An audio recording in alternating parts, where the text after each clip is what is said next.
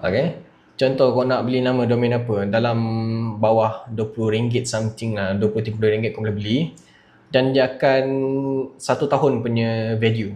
Okay, contoh satu juga example.com, contoh lah. Contoh aku nak beli yang ini, aku tekan search dan dia akan bagi beberapa candidate domain yang sesuai. Jadi contoh untuk literally contoh satu tiga example ni, kos dia $11 je, dalam berapa ringgit lah. Macam ni mahal sangat juga kan. Aku contoh lah buku Go. Buku Go ni aku tak minat pun nama dia sebab aku pakai pustakawan. Buku Go lah, contoh lah buku Go ni. Kalau aku tunjuk mesti ada yang senyap-senyap beli ni, tapi tak apa. Okay, dalam berapa je?